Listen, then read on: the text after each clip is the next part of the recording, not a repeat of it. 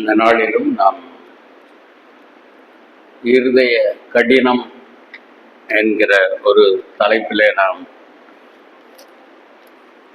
சிந்திக்க இருக்கிறோம்.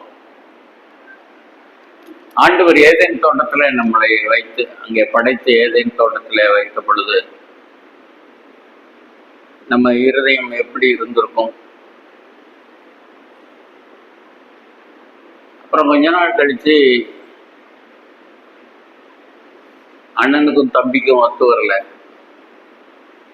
ஒத்து வரலைங்கிறத விட அப்போ பலி செலுத்துகிற காரியத்துல ஒரு பொறாமை, ஒரு கோபம் எல்லாம் எழும்பி வயல்வெளியில இருக்கும்போது அப்போ அந்த இருதயம் எப்படி இருந்திருக்கு பாருங்க. அந்த இருதயம் அப்படியே கடினப்பட்டு கொண்டே போகிறது. இன்னைக்கு எப்படி இருக்கு? குடும்பங்களுக்குள்ள, சபைக்குள்ளே, சபைகளுக்குள்ளே,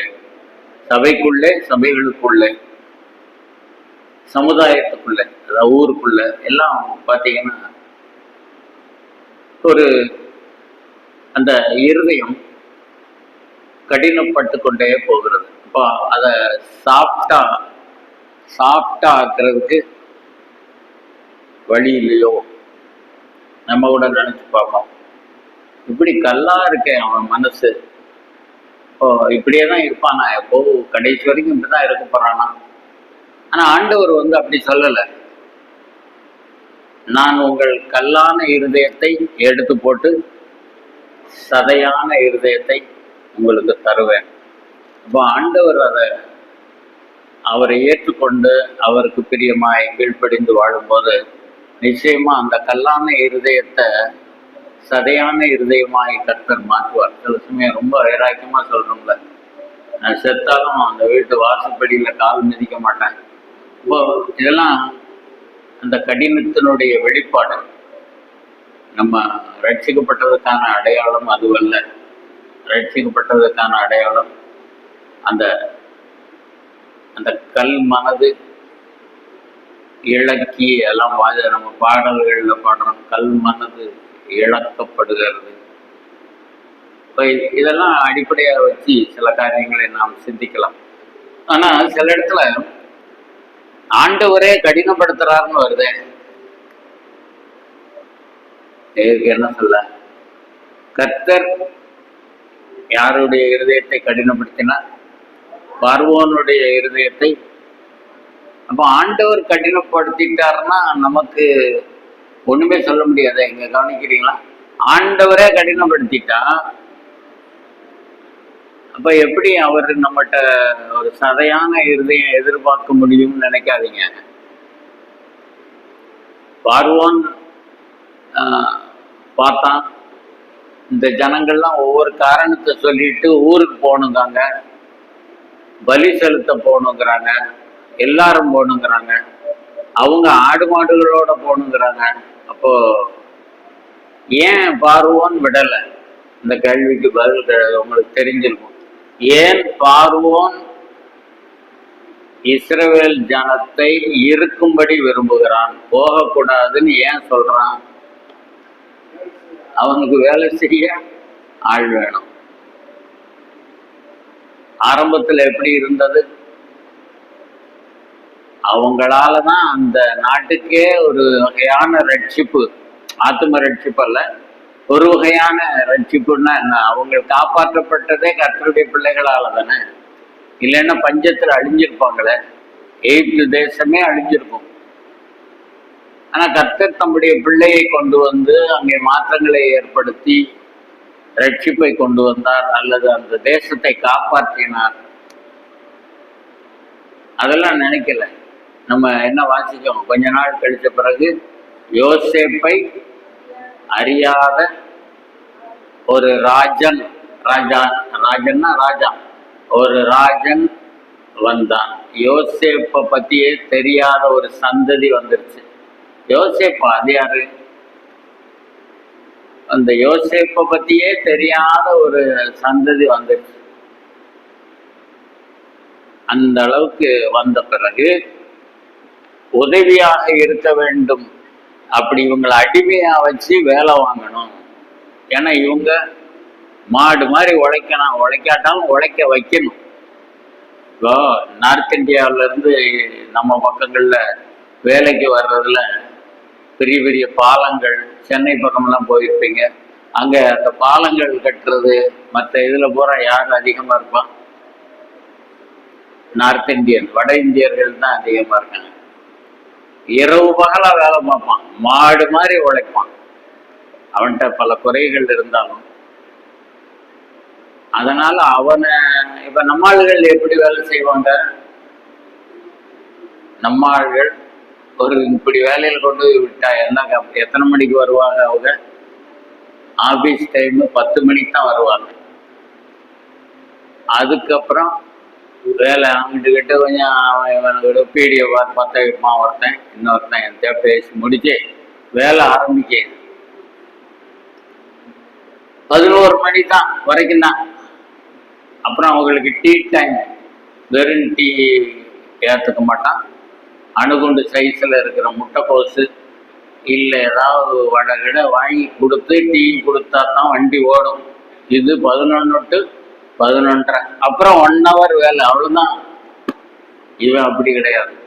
டீ வாங்கி கொடுத்தாலும் என்ன வாங்கி கொடுத்தாலும் கொடுக்காட்டாலும் அப்படியே உழைப்பான். ஏன்னா அங்கே அவங்க நாட்டில், வட இந்தியாவில் அந்த அளவுக்கு வருமானம் வேலைகள் இல்லை. சரி, அப்போ இவங்களை அடிமையாகவே வச்சுக்கிட்டா நமக்கு ரொம்ப உதவியா இருக்கும்னு சொல்லி இவங்களை போக விடவில்லை. இப்ப போக விடவில்லைங்கிறதுலயே என்ன அடங்கி இருக்கு? போக விட மாட்டேங்கிறதுல என்ன அடங்கி இருக்கு? இருதய கடினம் அடங்கி இருக்கு. அப்ப இவனுடைய இருதய கடினம் தான் பேசிக், எல்லாத்துக்குமே அடிப்படை இவனுடைய இருதய கடினம். அடுத்து அதுல இருந்து அவனுக்கு விடுதலை ஆகிறதுக்கு இஷ்டம் இல்லை. அப்போ கர்த்தர், நீங்க அந்த வசனத்தை பாருங்க, யாத்திராகமத்துல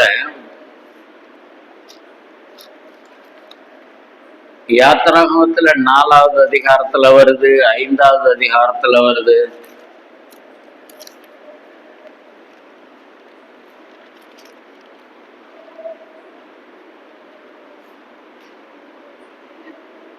அப்ப அவர் சொல்றாரு, ஆண்டவரே எனக்கு திக்குவாயி, நான் யாரையாவது அனுப்புங்க. அதெல்லாம் போட்டு, இல்லப்பா நீ இவனுக்கு ஆரோனையும் கூட்டிட்டு போ எல்லாம் சொல்லி, அப்ப எல்லாம் செஞ்சாலும் 21ஆம் வசனத்துல வாசிங்க.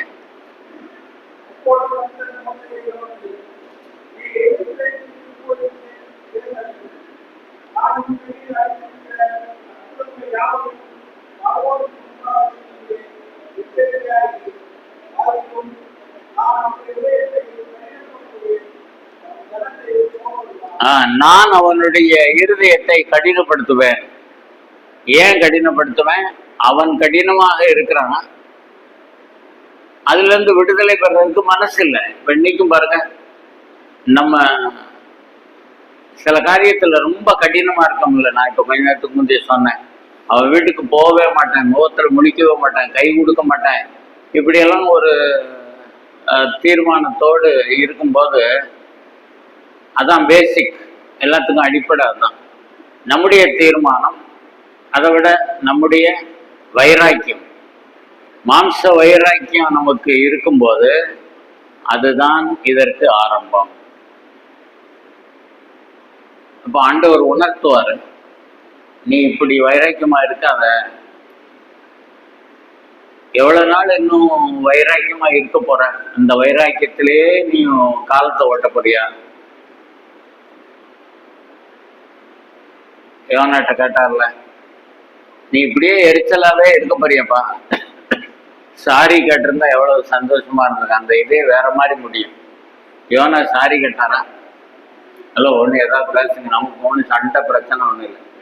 கொஞ்சம் பேர் தான் கோவிச்சுட்டு வராம இருக்காங்க. ஏன்னா மழை வெள்ளம், மழை பெய்யுதுல, நம்ம அங்க போகிறோம், பயங்கர அந்த உள்ள கடந்து வர முடியல, அந்த அளவுக்கு ஹெவி.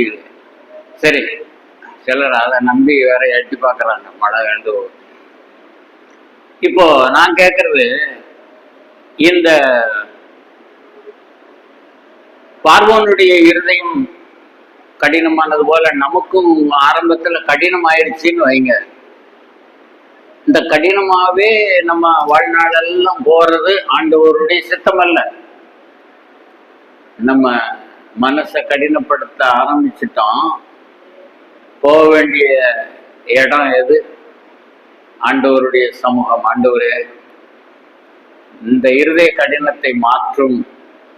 மன்னிக்க முடியாதுன்னு நான் சொல்றேன், ஆண்டவரே அதை மன்னியும்.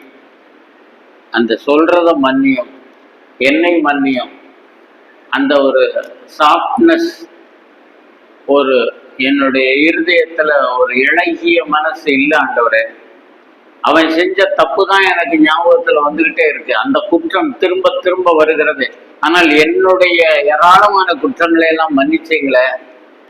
அது கூட ஏதோ ஒரு சம்பவம் சொல்லுவார்ல, ஒருவன் பெரிய தொகையை கடன் பட்டிருக்கிறான். அப்ப அந்த கடனை அடைக்க முடியல. அவன் போக வேண்டிய இடம் எது? அந்த காலத்துல கடன் அடைக்க முடியலன்னா தூக்கி ஜெயிலில் போட்டுருவான்.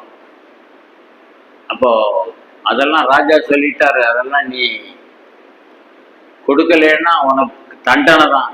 அப்போ ஐயா, நான் என்ன செய்ய? எனக்கு ஒரு வழியும் இல்லையே. அப்போ இறக்கப்பட்டு அவனை மன்னிச்சிட்டாரு, அவனுடைய கடனை மன்னித்தார். அப்புறம் அவன் போற வழியில ஒருத்தன் வரான்ல, என்ன புதுசா பாக்குறீங்க? இப்படி பார்க்க கூடாது. என்னைக்கு போற வழியில ஒருத்தன் யாரான, அவன் கொஞ்சம் ரூபா தான் இவனுக்கு தரணும். இவனே ஒரு பெரிய கடனை வச்சுக்கிட்டு இருந்தவன அவன் அரசர் மன்னிச்சுட்டாரு. இவன் போற வழியில இவன்கிட்ட போய் கடன் வாங்கியிருக்கான் பாருங்க. இவன்கிட்ட ஒருத்தன் கடன் வாங்கியிருக்கான். அந்த கடனை கொடுக்குறியா இல்லையா அப்படின்னு என்ன செஞ்சான்னு போட்டிருக்கு. இல்ல, கழுத்தை பிடித்தான். கழுத்தை பிடித்து, நீ சரியா வசனம் வாசிக்க மாட்டேங்க. கழுத்தை பிடித்து தொண்டையை நெரித்துன்னு இருக்கும். அதுல படிச்சு பாருங்க. கழுத்தை பிடித்து தொண்டையை நெரிச்சது யார? எனக்கு 100, என்கிட்ட 1000 ரூபா கடன் வாங்கினவன எனக்கு எவ்வளவு கடனை மன்னிச்சிருக்கிறாரு? அது ஒரு 10,000 ரூபாய்க்கு மேல இருக்கும். நீ கட்ட வேண்டாம், தள்ளுபடி, கடன் தள்ளுபடி டெய்லி வருதுல நியூஸ். கடன் தள்ளுபடி செய், தள்ளுபடி செய், கடனை தள்ளுபடி செய்யுன்னு ஒரே போராட்டமா இருக்கு. அவர் கொஞ்சம் தள்ளுபடி பண்றாரு. அங்க சட்டியில இருந்தா தானே அவப்பையில வரும். அங்க ஒன்றும் வாய்ப்பு இல்லை. இருந்தாலும் அதெல்லாம் தள்ளுபடி செஞ்சே ஆகணும். இப்ப எதுக்கு சொல்றேன்? ஆண்டவர் என்னை அவ்வளவு பெரிய கடனை எனக்கு மன்னிச்சிருக்கும் போது, நான் செய்த பாவங்கள் ஏராளம், என்னுடைய அக்கிரமங்கள் ஏராளம். என்னைய மன்னிச்சு இன்னைக்கு நான் சபைக்கு வரும்போது பாவம் மன்னிக்கப்பட்டவனாய் வருகிறேன். சபைக்கு வரும்போது யாரும் அந்த குற்ற உணர்வோடு வரக்கூடாது. குற்றம் மன்னிக்கப்பட்ட உணர்வோடு வரணும். ஆராதனைக்கு வரும்போது அதான் சந்தோஷம். அப்பம் விற்கிறது பெருசு இல்லை, பந்தியில பங்கு பெறுகிறது முக்கியம்தான், நான் இல்லைன்னு சொல்லலை. அப்போ வரும்பொழுது என்ன சிந்தனையில வரணும்? நான் ஒரு பாவி, ஆனால் பாவம் மன்னிக்கப்பட்டவன். என் பாவத்தை மன்னிக்கிறது தான் ஆண்டவர் அவ்வளவு பெரிய கிரயம் கொடுத்து என்னை மீட்டிருக்கிறாரு. சபைக்குள்ளே நுழையும் போது அந்த சந்தோஷம், ரியல் ஜாய் இல்லையா, ரியல் ஹாப்பினஸ் நமக்கு உள்ள நுழையும் போது. இல்ல தடை இருக்குது, இன்னும் நான் சில காரியங்களை சரிப்படுத்தணுமா, சரிப்படுத்திட்டு வரணும். அப்படி சரிப்படுத்தாம வந்தால் நம்ம கொஞ்சம் அமைதலாம் பங்கு பெற, நம்மளே பங்கு பெறாம இருக்கிறது நல்லது. யாரும் நம்மளை பார்த்து நீ பங்கு பெறாத, நீ பங்கு பெறாத சொல்ல வேண்டியதில்லை. அப்ப கர்த்தருக்கு முன்பாக சரியாக இருந்து நம்ம ஐக்கியப்படும் பொழுது உள்ள நுழையும் போதே ஒரு சந்தோஷத்தோட நுழைந்து நான் ஐக்கியப்பட்டு, அப்பதான் மற்றவங்களுக்கு கை கொடுக்கறதுக்கு மனசு வரும். நான் முந்தைய சொல்லியிருக்கேன்ல, இந்த வாசல் எதுக்கு வச்சிருக்கேன்னு, இந்த வாசல் எதுக்கு வச்சிருக்கு சொல்லுங்க, கொஞ்சம் பேசினா நல்லது. கை ஒழுக்காம போகிறதுக்கு சும்மா சொல்றேன். நான் வந்து பிரச்சனையை உண்டாக்கிட்டு நீங்க போய் இந்த ஆள் என்ன இப்படி பேசிட்டு போயிட்டாரு அப்படி இல்லை, ஒரு இதுக்கு சொல்றேன். அப்போ எந்த வாசல் படிய போனாலும் சரி, யாரை சந்திச்சாலும் எனக்கு ஒன்றும் பயம் இல்லை, அல்லது வெக்கப்பட மாட்டேன். நான் சந்தோஷமா எல்லாரு கூடயும் நான் ஐக்கியப்படுகிறேன், சமாதானமா இருக்கிறேன். அந்த சிந்தையை கர்த்தர் நமக்கு தரணும். தந்துட்டாருனாலே இருதயம் எப்படி இருக்குன்னு அர்த்தம்? சதையான இருதயம். இல்லைன்னா கல்லா இருக்கான்னு சொல்றோம்ல, கல்லுளி மங்க மாதிரி உட்கார்ந்து இருக்கான் பாரு, அவன் அப்படியே என்ன சொன்னாலும் அசைய மாட்டேங்கானே. அது விசுவாசியினுடைய இருதயம் அப்படி ஒரு காலம் இருக்கக்கூடாது. சரி, இப்ப நம்ம பார்வோனுடைய காரியத்துல இந்த 9வது அதிகாரம் பாருங்க, யாத்ராகமம் 9ல 12ஆம் வசனம்.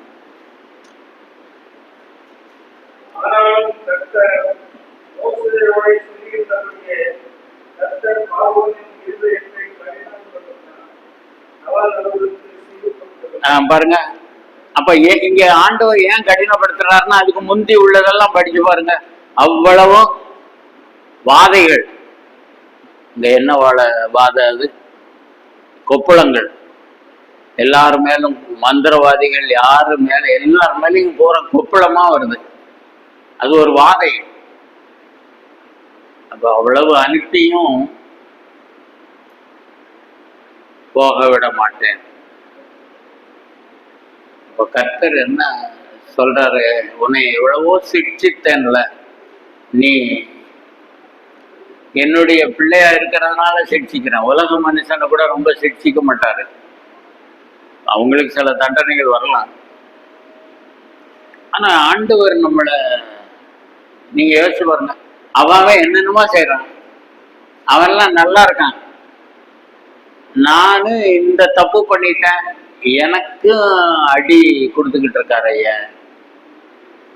கர்த்தர் எவர்களை நேசிக்கிறாரோ அவர்களை சிக்ஷிக்கிறார். இப்ப நம்ம மேல அன்பு வச்சிருக்கிறதுனால தான் நம்ம சின்ன தப்பு பண்ணா கூட அவர் நம்மை சிக்ஷிக்கிறார். இல்ல நான் இன்னும் கடினமா தான் இருப்பேன், கடினப்பட்டு கடினப்பட்டு கடினப்பட்டு அப்புறம் கர்த்தர் நம்முடைய இருதயத்தை கடினப்படுத்துவார். அந்த லெவலுக்கு போயிட்டோம்னா அப்புறம் ரெக்கவர் ஆகுறது ரொம்ப கஷ்டம். ஆரம்ப ஸ்டேஜ்லயே அதை கொஞ்சம் இழக்கிருங்க ஆண்டவரே. அந்த இழகிய மனசுன்னு சொல்றோம்ல, கல் ஆகிக்கிட்டே போகுது, நான் உணர்றேன் ஆண்டவரே, உங்களுடைய வசனத்தின் மூலம் என் கூட பேசுனீங்க, நான் இன்னும் கல்லாகி கல்லாகி கடைசியில இழக்க முடியாத அதாவது இழகிய மனதை கொண்டு வர முடியாத ஒரு நிலைமைக்கு நான் போயிடக்கூடாது. அப்ப கர்த்தர் எப்போ உள்ள வர்றாருன்னு பாருங்க. நம்ம கடினப்படுத்த கர்த்தர் உள்ள வர்றாரு. இப்ப இதுல இன்னொரு காரியத்தை ரோமர்ல பாருங்க. ரோமர் 1வது அதிகாரம்.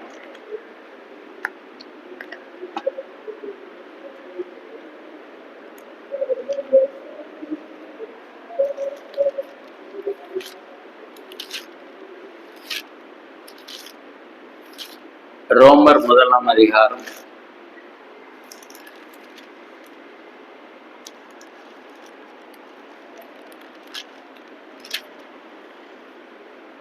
இதுலயும் பாருங்க ஆண்டவர் என்ன செய்யறாருன்னு. 21ஆம் வசனத்துல இருந்து வாசிங்க.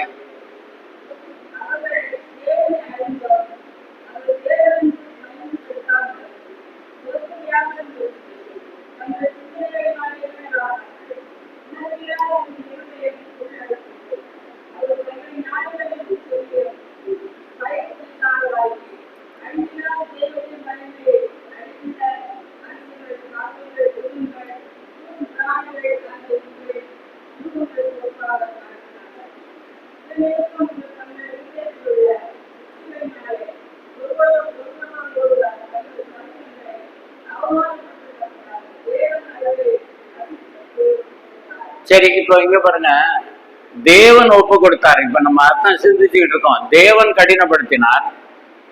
இங்க தேவன் 24ஆம் வசனம் எப்படி முடியுது? தேவன் அவர்களை அசுத்தத்திற்கு ஒப்பு கொடுத்தார். இப்போ பூமி எங்கும் அசுத்தமா இருக்குது. செல்போனை எடுத்தா அவ்வளவு அருவறுப்பு தான் வருது, நமக்கு நல்லா தெரியும். டிவி ஆன் பண்ணா அதுலேயும் அருவறுப்பு தான் வருது. சாதாரணமாக 2 பேர் பேசிக்கிறாங்க, 4-5 பேர் கூடி பேசி சிரிக்கிற போது அங்கே ஏதோ ஒரு அருவறுப்பை சொல்லித்தான் பேசி சிரிக்கிறார்கள். அரசாங்கத்தால் கட்டுப்படுத்த முடியுதா? யோசிச்சு பாருங்க. இப்போ புது அரசாங்கம் வந்திருக்கு. இவங்க என்ன சொல்லி வந்தாங்க? பழைய அரசாங்கத்தை குறை சொல்லி வந்திருக்கிறாங்க. ஏன்னா அவங்க ஆட்சியில பார்த்தீங்கன்னா பெண்கள் நடமாட முடியல, பூரா பெண்களுக்கு பாதுகாப்பு இல்லை. பாருங்க எவ்வளவு அக்கிரமம். இப்போ ஒரு சம்பவம் கூட அப்படி நடக்குதா? நடக்கு. ஏன் கட்டுப்படுத்த முடியல? அரசாங்கத்தால் கட்டுப்படுத்த முடியாது. இது அரசாங்கம் நினைச்சு கட்டுப்படுத்துறது இல்லை. அப்போ மனுஷனுடைய சுபாவம் இப்படி மாறி போய் அவன் அருவறுப்பானதை செய்ய அவர்களுடைய இருதயம் துணிகரம் கொண்டிருக்கிறது. இந்த 3 வயசு பிள்ளைய என்ன பாடுபடுத்தி, அப்போ அதுக்கெல்லாம் இவங்க பதில் சொல்ல முடியாது. நீங்கள் என்ன படை அமைத்தாலும் சரி, இதெல்லாம் நாங்கள் ரொம்ப கண்காணிக்கிறோம், ஒன்றும் பண்ண முடியாது. ஏன்னா இங்கே பைபிள்ல அது போட்டிருக்கு. என்ன போட்டிருக்கு? இதுக்கு காரணம் போட்டிருக்கு பாருங்க. என்ன காரணம்? 21ஆம் வசனத்துல என்ன வாசம்? அவர்கள் தேவனை அறிந்தும் அவரை தேவன் என்று மகிமைப்படுத்தவில்லை, ஸ்தோத்தரிக்கவில்லை, தங்கள் சிந்தனைகளினாலே வீணரானார்கள், உணர்வில்லாத அவர்களுடைய இருதயம் இருள் அடைந்தது. தேவன் யாருன்னு தெரியும், அவரை வணங்க இஷ்டமில்லை. இயேசு கிறிஸ்து யாருன்னு தெரியும், அவரை ஏற்றுக்கொள்ள மனமில்லை. எங்க ஊர்ல இயேசுநாதரை பத்தி சொல்லாத, நாங்கள்லாம் ஒத்துமையா இருக்கோம் கூண்டோட போறதுக்கு. அப்ப நாங்கள்லாம் ஒத்துமையா இருக்கோம், எங்க மத்தியில இந்த இயேசுநாதர் வேதம் இதெல்லாம் கொண்டு வராத. ஏன் அவ்வளவு வெறுப்பு இயேசு கிறிஸ்து மேல? ஏன் கசப்பு? அந்த ஆண்டவர் வந்துட்டாருன்னா எங்க ஊர்ல நிறைய பேர் அவரை ஏத்துக்கிடுமா? எங்க ஊர்ல பிரிவினை வரும், எங்க ஊருக்கு வர வேண்டிய வரிப்பணம் வராது. இப்படி பல இதெல்லாம் சிந்திச்சு அவன் அதை வெளிப்படையா சொல்லாம இந்த ஆண்டவரை ஏற்றுக்கொள்ள மனம் இல்லை. அதுல பாருங்க. ஆனா ஞானின்னு சொல்றான் 22ஆம் வசனத்துல, அவர்கள் தங்களை ஞானிகள் என்று சொல்லியும் பைத்தியக்காரராகி அழிவில்லாத தேவனுடைய மகிமையை அழிவுள்ள மனுஷர்கள், பறவைகள், மிருகங்கள், ஊரும் பிராணிகள் ஆகிய இவைகளுடைய ரூபங்களுக்கு ஒப்பாக மாற்றினார்கள். ஒரு மிருக வடிவில ஒரு தெய்வம், மனுஷ வடிவில ஒரு தெய்வம், ஊரும் பிராணிகள், பறவைகள் வடிவில தெய்வங்களை உண்டாக்கி ஏன் அதை செய்யறான் சாத்தான்? மக்கள் ஏன் அதை விரும்புறாங்க? மெய்யான தேவனை வணங்கிடக்கூடாது. நீங்க என்னதான் சொல்லுங்க, அவன் அவ்வளவு கடினமா இருக்கான். காரணம் என்ன? உண்டாக்கினவரை விட்டு விட்டு உண்டாக்கப்பட்டவை, அது பின்னாடி வர்ற வசனத்துல வரும். அப்ப உண்டாக்கினவரை தொழுது கொள்ள விட்டுறக்கூடாது. சாத்தானுடைய எய்மா தான். சிருஷ்டி கர்த்தர் ஒருவர் தான், உண்டாக்கினவர் அவர் தான், அவரை தொழுது கொண்டக்கூடாதுன்னு சொல்லி அவன் திட்டம் போட்டு இவர்களை வழிவிலக செய்து இதெல்லாம் கும்பிடு, அவரை கும்பிட்டுறாங்க. நம்ம இதை அடிக்கடி எப்ப சொல்லுவோம்? பொங்கலை பத்தி உங்களுக்கு சொல்லியிருக்கேன்ல. பொங்கல் பண்டிகையில் அவங்க நோக்கம் என்ன? யாரை கும்பிடணும்? சூரியனை கும்பிடணும். ஏன் சூரியனை கும்பிட வைக்கிறான்? சூரியனை உண்டாக்கினவரை கும்பிட்டுறக்கூடாது. அதனால சூரியன் தான் நமக்கு இவ்வளத்தையும் செஞ்சு கொடுக்குதுப்பா. உடனே எல்லாரும் ஆமா ஆமா சூரிய பகவானே கிழக்க பார்த்து கன்னியாகுமரி போய் கும்பிடுறான். கன்னியாகுமரியில சூரிய உதயத்தை பார்த்துட்டான். அடையப்பா, 3 கடல் சங்கமம். சூரியன் மறையிறத பார்த்தேன், உதிச்சதை பார்த்தேன். ஆனா யாரை பார்க்கல? அதை உண்டாக்கினவரை பார்க்கவில்லை. அந்த கடலை நினைக்க இவ்வளவு பெரிய சமுத்திரத்தை ஒருத்தர் உண்டாக்கினார்ப்பா. சமுத்திரத்தை 2ஆக பிரித்தார். சமுத்திரத்தின் மேலே நடந்து வந்தார். அதெல்லாம் நாங்க நம்ப மாட்டோம். இதுக்கெல்லாம் காரணம் என்ன? உனக்கு மெய்யான தேவனை வணங்க மனம் இல்லை.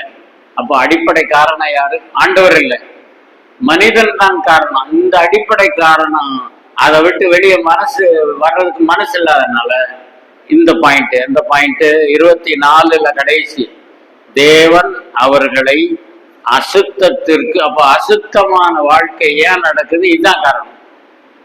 அப்ப கிறிஸ்தவங்களா இருக்கிறவங்களும் சில சமயத்துல ஏன் திசை மாறி வடிவிலகி இந்த அருவறுப்புக்குள்ள போறாங்க? அந்த பழைய ஞாபகம் அவனோட போக ஆரம்பிச்சுட்டா இவர்களும் அப்படித்தான் போவார்கள். சரி, இது முதல் பாயிண்டா. 2வது ஒண்ணு பாருங்க,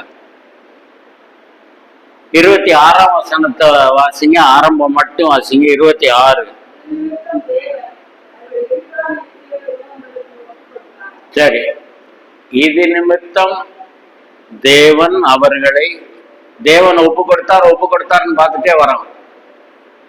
24 ஒப்பு கொடுத்தார். 26 இழிவான இச்சை ரோகங்களுக்கு ஒப்பு கொடுத்தார். அதாவது ஒரு முறையான ஒரு உறவு இருக்காது, ஒரு ஒழுங்கான உறவு, ஒழுங்கான திருமண உறவு இருக்காது. இப்போ லிவிங் டுகெதர்னு சொல்லி திருமணம் ஆகாமலே குடும்பம் நடத்திட்டு இருப்பாங்க. இதெல்லாம் எங்கிருந்து வந்தது? இதனால காரணம் சொல்றாரு பாருங்க. அதுல என்ன காரணம் சொல்றாரு? இது நிமித்தம்னா 25ஆம் வசனத்துல சொல்லி இருக்கிறது நிமித்தம், தேவனுடைய சத்தியத்தை அவர்கள் பொய்யாக மாற்றி சிருஷ்டிகரை தொழுது கொள்ளாமல், சிருஷ்டிகரை உண்டாக்கினவரை தொழுது சேவியாமல், சிருஷ்டியை உண்டாக்கப்பட்டதை, அது என்ன வேணாலும் இருக்கலாம், சூரியனா இருக்கலாம், சந்திரனா இருக்கலாம், ஏதோ ஒரு நட்சத்திரமா இருக்கலாம், சிருஷ்டியை தொழுது சேவித்தார்கள். அவரே என்றென்றைக்கும் சோத்தரிக்கப்பட்டவர். ஆமேன். அப்ப இதுக்கு காரணம் சொல்லியிருக்கா? கர்த்தர் ஒப்பு கொடுத்தாருன்னா ஆண்டவரே ஒப்பு கொடுத்துட்டாருன்னு அர்த்தம் இல்லை. நீ உண்டாக்கினவரை தொழுது கொள்ளல. எந்த ஊர்ல கோயில் கொடை வச்சாலும் சரி, கோயில் கட்டி கும்பிட்டாலும் சரி, நீ அங்க யார கும்பிடுற? எல்லாத்தையும் உண்டாக்கினவரை நீ கும்பிடுறியா? இல்லை.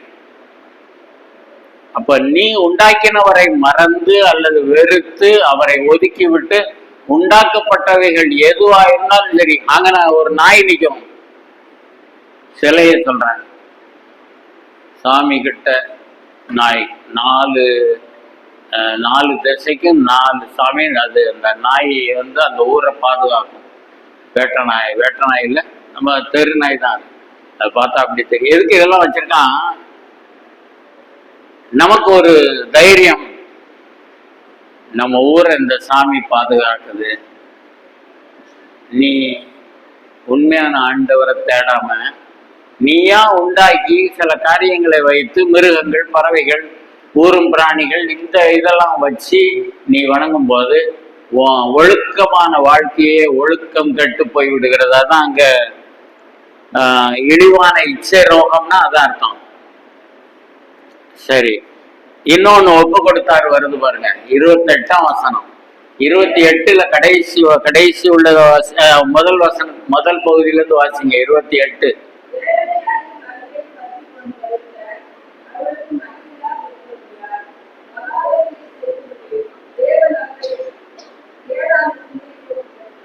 கேடான சிந்தைக்கு ஒப்பு கொடுத்தார் பாருங்க. எல்லாம் ஒப்பு கொடுத்தார்.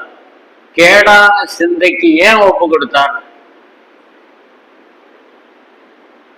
தேவனை அறியும் அறிவை பற்றி கொண்டிருக்க அவர்களுக்கு மனதில்லை. எங்களுக்கு என்ன வேணும்? 3 நாள் நடத்தணும். 3 நாளும் யாராவது வெளியே இருந்து கொண்டு ஒரு ஆட்டம் பாட்டம், அதுல கோர்ட்டு கூட இடையில கொஞ்சம் தலையிட்டாங்க. ரொம்ப அசிங்கமான அடிக்கிட்டு இருக்கீங்க அப்படி இப்படி இருந்தான்னு சொல்லி அதை யாரும் கேட்குறாங்களான்னு தெரியல. அப்போ ஒரு ஆட்டம் இருக்கணும், பாட்டம் இருக்கணும், ஒரு டான்ஸ் இருக்கணும். 3 நாளும் எவனும் தூங்க மாட்டான், காதை பிச்சுக்கு போற மாதிரி. அப்போ இதெல்லாம் யார் செய்யற வேலை? அவன் செய்யற வேலை. அதுல என்ன போட்டிருக்கு? தேவனை அறியும் அறிவை பற்றி கொண்டிருக்க அவர்களுக்கு மனதில்லை. சரி, இப்போ நம்ம என்ன நினைக்கணும்? ஆண்டவரே, எங்களை காப்பாத்திட்டீங்க, இந்த பயங்கரமான விக்கிரக ஆராதனையிலிருந்து எங்களை காப்பாத்திட்டீங்க. வேற வார்த்தையில சொன்னா, எங்களை காப்பாத்திட்டீங்கிறது இன்னொரு வார்த்தை, எங்களை ரட்சித்துட்டீங்க. இன்னும் எங்க கூட பிறந்தவங்க, சொந்த பந்தம், தெரிஞ்சவங்க, எங்க வீட்டிலே இன்னும் ஒரு சிலர் இந்த நம்பிக்கைக்கு வரலையே. கர்த்தரிடத்துல ஜெபிக்க வேண்டியவர்களாக இருக்கிறோம். ஏன்னா கர்த்தர் ஒப்பு கொடுத்துட்டார். அந்த கடைசியில வெளிப்படுத்தல் கடைசி அதிகாரத்துல வரும்ல, அநியாயம் செய்கிறவன் இன்னும் அநியாயம் செய்யட்டும், அநீதி செய்கிறவன் இன்னும் அநீதி செய்யட்டும். நீ அவனை பார்த்துக்கிட்டு இருக்காங்க, அவனே இப்படி பண்றானே, கிறிஸ்தவனை இப்படி பண்றானே, அவனை விட்டுருக்கார் ஆண்டவர். நீதி செய்கிறவன் இன்னும் நீதி செய்யட்டும், பரிசுத்தம் உள்ளவன் இன்னும் பரிசுத்தமாகட்டும். அதுதான் நம்ம எடுக்கணுமே ஒழிய, அவர் தான் சொல்லிட்டாரு, ஆண்டவரே சொல்லிட்டாரு, அநியாயம் செய்கிறவன் செய்யி, நீ செய்த பாவத்திற்கும் செய்கின்ற பாவத்திற்கும் செய்ய போகிற பாவத்துக்கும் எல்லாம் பரிகாரமெல்லாம் முடிஞ்சு, அல்லேலூயா ஸ்தோத்திரம் ஆண்டவரே அப்படின்ட்டு நீ ஆட்டம் போட்டு அல்லேல குடிச்சா தப்பு இல்லைங்கிற.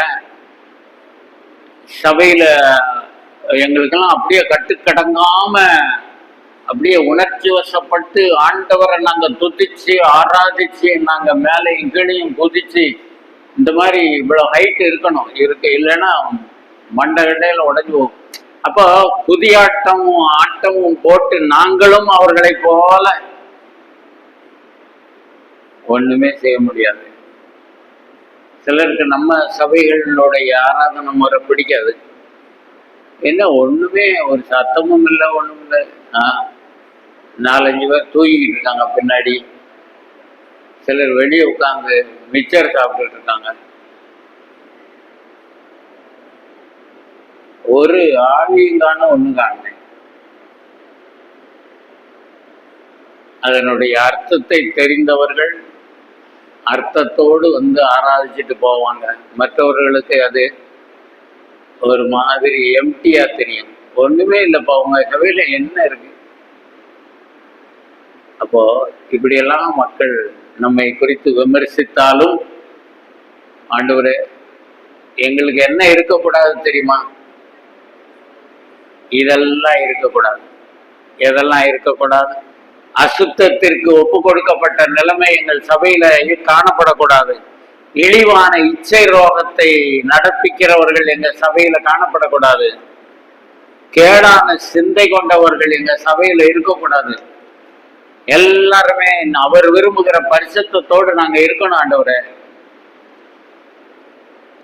அதனால இதெல்லாம் கேட்கணும் ஜெபத்துல. நம்முடைய குடும்பத்துல அப்படிப்பட்ட ஒரு சிந்தை காணப்பட வேண்டும். நம்ம குடும்பத்திலும் ஒரு பயத்தோடும் பக்தியோடும் ஒரு ட்ரெஸ் பண்றது அல்லது பேச்சு, டிவியில என்ன ஓடினாலும் சரி, நம்ம பிள்ளைகள் போன்ல என்ன பார்த்தாலும் சரி, யாரும் ஒளிவு மறைவா பார்க்க வேண்டியதில்லை. எல்லாருக்கும் முன்னாடி ஒளிவு, அதாவது ஒளிச்சு பார்க்க வேண்டிய நிலைமை இருக்கக்கூடாது. இவன் தனியா போய் அங்க போய் ஒளிஞ்சு பார்த்துக்கிட்டு இருக்கிறது. அப்புறம் ராத்திரி எல்லாரும் படுத்த பிறகு இவர் எல்லாரும் படுத்த பிறகு இவர் படம் பார்ப்பாங்க. இதெல்லாம் இருந்த சபை எப்படி இருக்கும்? குடும்பம் முதல்ல எப்படி இருக்கும்?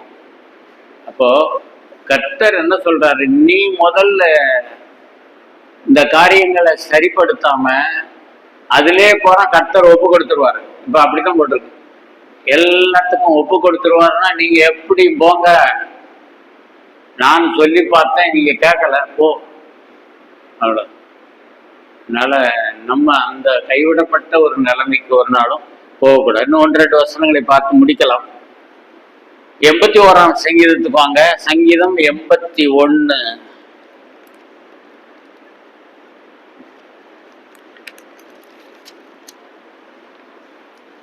எண்பத்தி 11வது வசனத்திலிருந்து வாசிங்க. 11.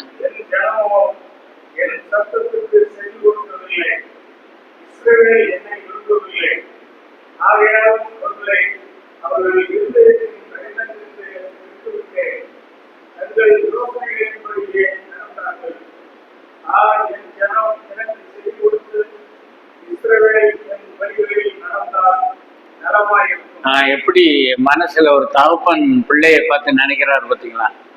அதை மறந்துடக்கூடாது. நம்முடைய தகப்பன் நம்மளை பத்தி இப்படி நினைக்கிறாரோங்கிறத விட நினைக்கிறாரு. அந்த அவருடைய மனசை பாருங்க. 13ல என் ஜனம் எனக்கு செவி கொடுத்து இஸ்ரவேல் என் வழிகளில் நடந்தால் நல்லா இருக்குமே. இப்படி ஒரு தகப்பன் புலம்பும் போது இந்த பிள்ளையினுடைய மனசு எப்படி இருக்கு? நல்லா இருக்கு. எங்க அப்பா அவர் பாட்டு சொல்லிட்டு கிடக்காரு. வயசான காலத்துல இவருக்கு இதுதான் வேலை. சும்மா பைபிள் படி, ஜெபம் பண்ணியா. பிள்ளைகளுக்கு நீங்க சொல்றதெல்லாம் எடுபடாது. ஆனா ஆண்டவர் கரத்துல ஒப்பு கொடுக்கும் போது கர்த்தர் அந்த கல்லான இருதயத்தை மாற்றுவார். அப்போ ஆண்டவர் எப்படி புலம்புறாரு பாருங்க. அவர் மனசுல அப்படியே ஏக்கம். என் ஜனம் எனக்கு செவி கொடுத்து இஸ்ரவேல் என் வழிகளில் நடந்தால் நலமாயிருக்கும். அப்போ அதுக்கு முந்தின வசனத்துல இருதயத்தின் கடினத்திற்கு விட்டு விட்டேன். அந்த 12ஆம் வசனத்திலேயே அதுக்குரிய பதில் இருக்கு. ஏன் விட்டு விட்டார்? 12ஆம் வசனம் கடைசியில தங்கள் யோசனைகளின்படியே. 11வது வசனத்துல என்ன இருக்கு? என் ஜனமோ என் சத்தத்திற்கு செவி கொடுக்கவில்லை, இஸ்ரவேல் என்னை. எனக்கு பிடிக்காது, அவ்வளவு பிடிக்கலை, என்னைய பிடிக்கல. எப்படி இருக்கும் பாருங்க. தகப்பனாகி கர்த்தர் சொல்றாரு, என்னைய பிடிக்கலன்னா அது எப்படி இருக்கும்? அந்த மோசே மேல மலைக்கு மேல ஏறி போய் ஆண்டவர்கிட்ட கட்டளை வாங்க போயிருக்காரு. கீழே பார்த்தா ஆரோன் இருக்காரு. ஜனங்கள்லாம் என்ன கேட்காங்க சொல்லுங்க, நீங்க தான் பேசணும். ஜனங்கள் என்ன கேட்டார்கள்? மோசே ஆரோன்ட்ட என்ன சொன்னாங்க? எனக்கு அவர் சொன்ன வார்த்தை வேணும்.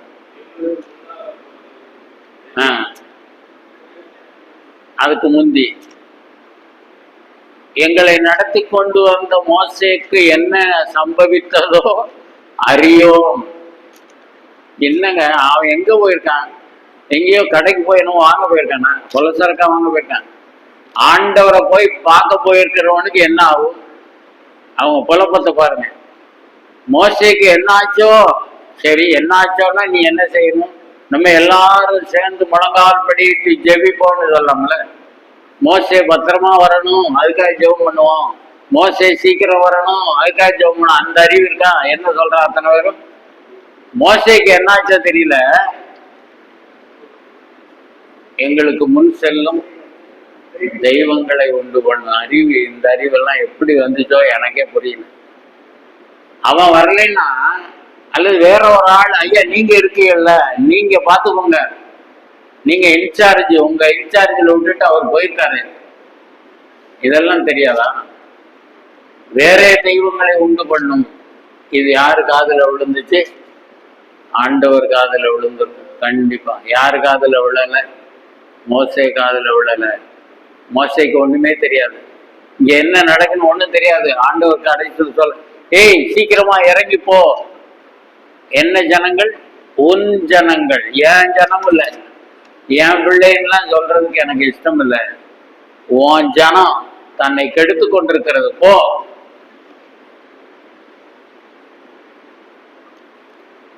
அதனால இதெல்லாம் கடினமாக்காம என்ன செய்வாரு?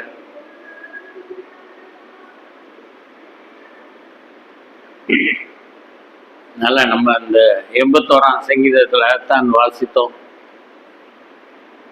என் சத்தத்துக்கு செவி கொடுக்க விரும்பல, இஸ்ரவேல் என்னை விரும்பவில்லை, ஆகவே அவர்கள் இருதயத்தின் கடினத்திற்கு விட்டுவிட்டு தங்கள் யோசனைகளின்படியே நடந்தார். அப்போஸ்தலர் நடவடிக்கைகள் 7ஆம் அதிகாரம்.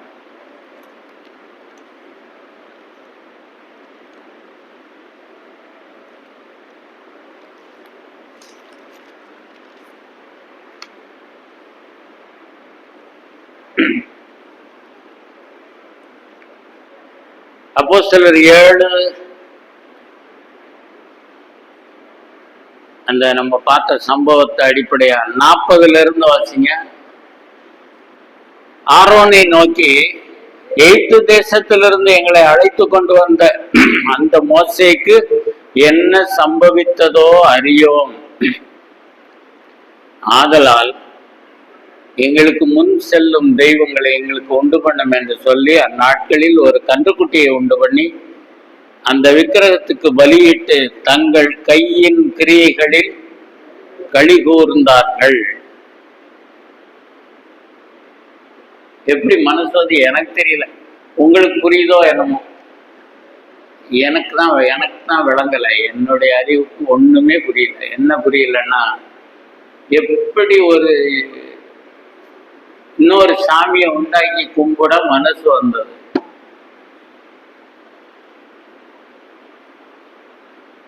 அப்போ விசுவாசிகள் என்று அழைக்கப்படுகிறவர்களும் என்ன வேணாலும் செய்வாங்க. அந்த ஒரு ஆபத்து இருக்கிறது. இந்த ஆபத்தெல்லாம் சொல்லிட்டு நம்மளும் கொஞ்சம் ஏதாவது தப்பு பண்ணிக்கலாம். இல்லை, இதெல்லாம் பார்க்கும்போது ஆண்டவரே ஒன்றும் புரியல, ஆண்டவரே கிறிஸ்தவ சமுதாயம் எப்படியோ போகுது. இங்க நம்ம வாசிச்சோமே,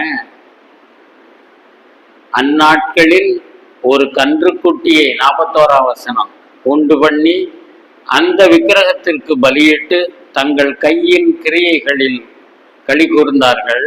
அப்பொழுது தேவன் இப்பதான் விலகிறாரு, அவர்களை விட்டு விலகி வான சேனைக்கு ஆராதனை செய்ய அவர்களை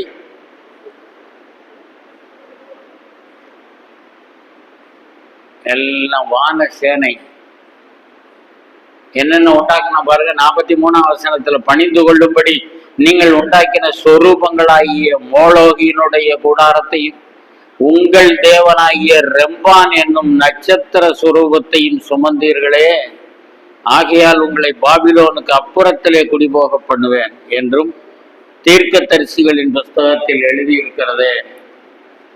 அதனால போங்க, போட்டும். நான் ஏன் இதெல்லாம் திரும்ப சொல்றேன்னா, இதான் ஒரு பரிதாபமான நிலைமை. அந்த பரிதாபம் நமக்கு வந்துடக்கூடாது. நமக்கோ நம்ம குடும்பத்துக்கோ நம்ம சபைக்கோ ஒரு காலம் வரக்கூடாது.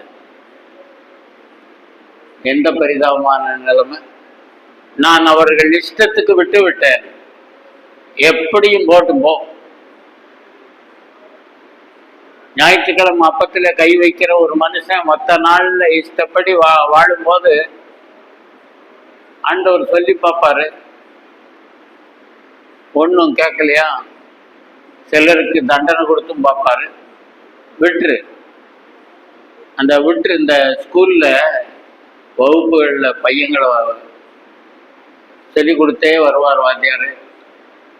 என்ன சொன்னாலும் சரி கவனிக்காம அங்க பொழுதுபோக்காக வர்ற ஒரு குரூப் இருக்கும். அந்த குரூப் எந்த பெஞ்சில் உட்காந்துருக்கும்? கடைசி பெஞ்சில். லாஸ்ட் பெஞ்சினாலே ஒரு மதிப்பு தான். கடைசி பெஞ்சில் உட்காந்துக்கிட்டு இல்லாத அட்டகாசம் பண்ணுவாங்க. நீங்களாம் எப்படி உங்க முகத்தை பார்த்தா எல்லாரும் ரொம்ப நல்ல பிள்ளை மாதிரி தெரியுது. படிக்கும்போது என்னென்ன பண்ணோமோ இல்லையா, நம்ம எல்லாம் சேட்டைகள் ஏகப்பட்டது. அப்போ பின்னாடி இருக்கிற குரூப் அது பூரா என்ன குரூப்? அது கைகளும் குரூப். பர் செகண்ட் போ, படிச்சா படி, படிக்கலைன்னா போ. அதுதான் பரிதாபம். அந்த நிலைமையில நம்மளை விட்டாருன்னா எப்படி இருக்கும் யோசிச்சு பாருங்க. நம்ம குடும்பத்தை அப்படி விட்டுட்டாருன்னு வைங்க, உன் குடும்பத்துல சரியில்லை. அந்த ஏடி குடும்பத்தை பாருங்க, அந்த 2 பசங்க இல்லாத அட்டகாசம், பயங்கரமான அட்டகாசம். சொல்லி சொல்லி பார்த்தாரு, எப்படியும் போன்னு மட்டும் விடல, அடி பயங்கரமா விழுது அந்த குடும்பத்துல. அவனு செத்து 98 வயசு ஏறி மல்லாக்க விழுந்து அவனு செத்து. அவ்வளவுதானா? அடுத்து இன்னொரு சாவு, ஒரு மருமகா. அப்பதான் பிள்ளை பேரு பிரசவம் நடக்கு. ஐயோ, வேதனையோடு பிள்ளை பெற்றேன். ஏன்னா தேவனுடைய பெட்டி பிடிக்கப்பட்டதுங்கிறதெல்லாம் கேட்டு அவளுக்கும் ரொம்ப வேதனை. மாமனார் செத்து போனாரு, வேதனையோடு பிள்ளை பெற்று அவளும் செத்து போனான். இந்த பிள்ளை பிழைச்சி. அப்போ அதுக்கு என்ன பேர் வச்சா? இக்கபோத் அப்படின்னா தேவனுடைய மகிமை, த லார்ட்ஸ் க்ளோரி டிபார்ட்டட். அப்போ எல்லாம் போயிடுச்சு, அவ்வளவுதான். அதுல அப்புறம் என்ன இருக்கு? எம்டி தான். ஆண்டவருடைய மகிமை நம்ம குடும்பத்தை விட்டு போயிருச்சுன்னா அது குடும்பமா? அது அதனால இதெல்லாம் நம்ம சிந்திப்போம். ஆண்டவரே, நீங்க கடினப்படுத்துற லெவலுக்கு நாங்க போயிடக்கூடாது. எப்பொழுதும் சாஃப்டான ஒரு இருதயம் எங்களுக்கு வேணும் ஆண்டவரே. எங்களுக்கு நீர் உணர்த்தும் ஒரு மீட்டிங்ல இப்ப இங்க எத்தனை பேர் வந்து செய்தி கொடுக்குறாங்க, விதவிதமான நிலைமையில செய்தி கொடுத்துருப்பாங்க. ரொம்ப பவர்ஃபுல்லான வார்த்தைகள்லாம் வந்திருக்கும். அவங்க வார்த்தையில ஆண்டவருடைய வார்த்தையை கொடுத்துருக்கும் போது அதையெல்லாம் கேட்டும் நம்ம திருந்தலைன்னா அவ்வளவுதான். அதனால மொத்தமா நம்ம கணக்கு போடக்கூடாது. சபையில நிறைய பேர் இப்படித்தான் இருக்காங்க, கிறிஸ்தவ சமுதாயத்துல எல்லாம் நிறைய பேர் இப்படித்தான் இருக்காங்கன்ட்டு பின்னாடி போகக்கூடாது. நான் அவர்களோடு ஒருவனாய் எண்ணப்பட விரும்பவில்லை. நான் தனித்து, என் வாழ்க்கை தனித்த ஒரு அனுபவத்தோடு இருக்கணும். தனிச்சு வாழ்றதில்லை, யாரு கூடயும் பேச மாட்டேன், எல்லாம் மோசம் அப்படி ஆண்டவர் சொல்லலை. அவர்களோடு நான் அவர்களை போல் ஒருவனாய் நான் வாழ மாட்டேன். எங்க குடும்பம் வித்தியாசமான குடும்பமா இருக்கணும். அப்படிப்பட்ட சிந்தையோடு நாம் வாழ கர்த்தர் கிருபை செய்வாரா? ஜெபம்.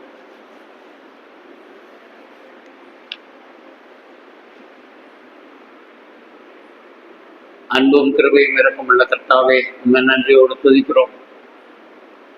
இந்த நாளிலும் உங்களுடைய கிருபை கூட இருந்ததற்காய் ஸ்தோத்திரம். நீர் உம்முடைய விலையேறப்பட்ட வார்த்தைகள் மூலம் எங்களோடு பேசினதுக்காய் ஸ்தோத்திரம்.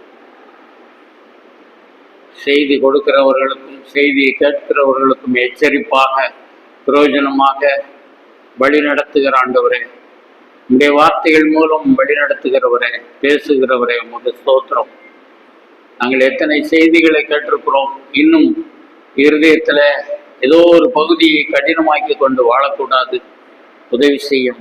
எங்கள் குடும்பம் நன்றாக இருக்க வேண்டும். எங்கள் பிள்ளைகள், எங்கள் பேர பிள்ளைகள் யாராக இருந்தாலும் ஒருவரும் வழி விலகி கெட்டு போகக்கூடாது ஆண்டவரே. எல்லாரும் உமக்கு பிரியமாய் வாழ வேண்டும். இங்கே கூடி வருகிற சபையை நினைக்கிறோம். சபைக்கு வருகிற ஒவ்வொரு பிள்ளைகளையும் நீர் காத்து கொள்ளும் ஆண்டவரே. உம்மை துக்கப்படுத்தாதபடி குடும்பம் நடத்தவும் சபை நடத்தவும் நீர் கிருபை செய்யும். சபை பொறுப்பிலே உள்ள சகோதரனையும் சகோதரர்களையும் நினைக்கிறோம். கர்த்தாவே, ஞானமாய் ஒவ்வொரு காரியத்தையும் செய்ய உதவி செய்யும். உம்முடைய அன்புள்ள கரங்களிலே ஒப்புக் கொடுக்கிறோம். உமக்கு சித்தமானால் இந்த பகுதிக்கும் நல்ல மழையை நீர் கட்டளையிட முடியும். உம்முடைய வேளையிலே நீர் அதை செய்ய போகிறதுக்காய் ஸ்தோத்திரம். நல்ல கால சூழ்நிலையை கொடுத்ததுக்காய் ஸ்தோத்திரம். எல்லாவற்றையும் உம்முடைய கரத்திலே தருகிறோம். இவ்வளவு நேரம் தடை இல்லாமல் உம்முடைய வார்த்தைகளை கேட்க உதவி செய்வதற்காய் நன்றி. எங்கள் கர்த்தரும் அருமை இரட்சகருமாகிய இயேசு கிறிஸ்துவின் மூலம் மிகவும் மனத்தாழ்மையுடன் கெஞ்சி கேட்கிறோம் பிதாவே.